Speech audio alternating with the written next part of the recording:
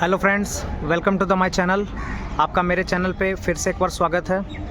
आज हम बात करने जा रहे हैं कि एक टन में आपका कोई भी डाया, जैसे 12 mm का हो, 10 mm का डाया हो, 25 का हो, 16 का हो, 32 हो, जो भी डाया हो आपका, जितने mm का भी आपका बार हो, जो सरिया है वो एक टन में कितना सरिया लगेगा। ठीक है, आज हम इसी के बारे में बात करने जा रहे हैं। तो जैसे फॉर एग्ज़ाम्पल हम लेते हैं, मान लीजिए 12 का सरिया लेते हैं, तो जो अगर 12 mm डाया का जो स्टील है तो उसका वेट कैसे निकालते हैं। उसका एक सरिये का जो लेंथ होता है वो 12 मीटर का लेंथ होता है। तो 12 मीटर का लेंथ एक सरिये का कितना वेट आता है, उस पहले हमें यही जानना है। तो जो सरिये का वेट होता है उसको निकालने का फॉर्मूला होता है d²/162 × L। L हो गया लेंथ और d² मतलब जो आपका जितने d हो गया डायमीटर। ठीक है, तो अगर 12 का लेते हैं, 12 mm का लेते हैं, तो d²/162 × L। तो 12 को d², तो 12 × 12, ठीक है, 12 का स्क्वायर, उसके बाद उसको 162 से डिवाइड कीजिए, और लेंथ, एक सरिये का लेंथ होता है 12 मीटर, तो उसको 12 से मल्टीप्लाई कीजिए।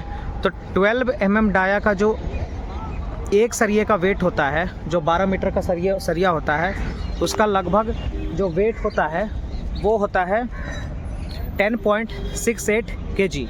ठीक है, तो ये तो एक सरिये का वेट हो गया 10.68 kg।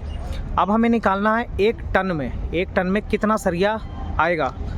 तो उसका जो फॉर्मूला होता है वो होता है 1000 by weight of 1 bar in kg।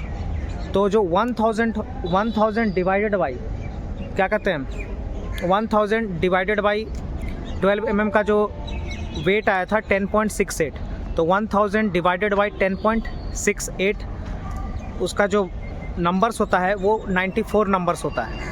तो इसका मतलब ये है कि एक टन में 12 का सरिया 94 पीस आएगा, 94 नंबर्स। ठीक उसी तरह अगर फॉर एग्ज़ाम्पल आप 32 mm का सरिया ले लीजिए, तो 32 × 32 डिवाइडेड बाई 162 इंटू L। तो ये आपका जो होता है एक सरिये का वेट होगा 75.84 kg।